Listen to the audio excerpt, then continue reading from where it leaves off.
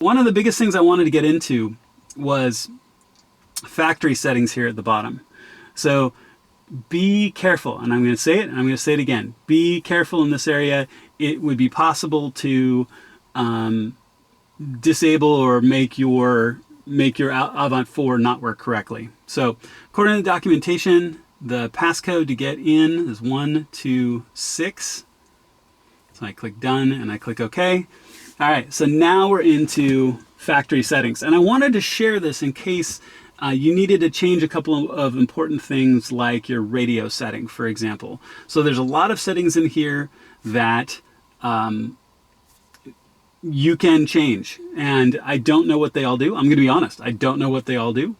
But they're here. So we've got some basic app settings. We've got some car logo settings. So if you really wanted to have a different logo when it started, the Android logo or BMW logo or anything else, you can also add custom as well, which is pretty cool.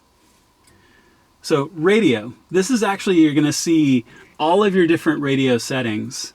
So everything from China to Europe to Russia. And there's 2 different choices for America, for the Americas, Japan, Australia, and so on. I have mine currently on America 2 to make sure that my radio reception is set correctly.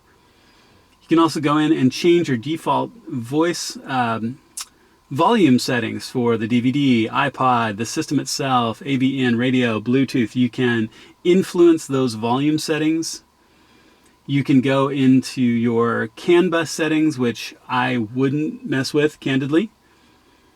You can map keys as well inside here.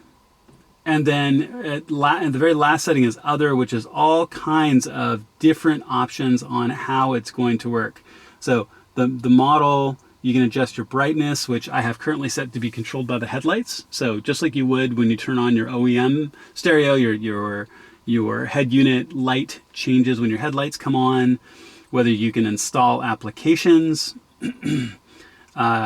excuse me, your panel colors, your panel light, their light settings, and so on. And there's quite a bit in here, what the knobs do, what your amp volume does, what CarPlay, 3-way calling, and so on. So be careful. My main thing I wanted to show in here was the car logo. So if you wanted to change your logo, and the radio. Everything else in there, I don't have a good description of what it all does. I don't know what it all does, but I think some of the options could negatively affect your functionality, so be careful.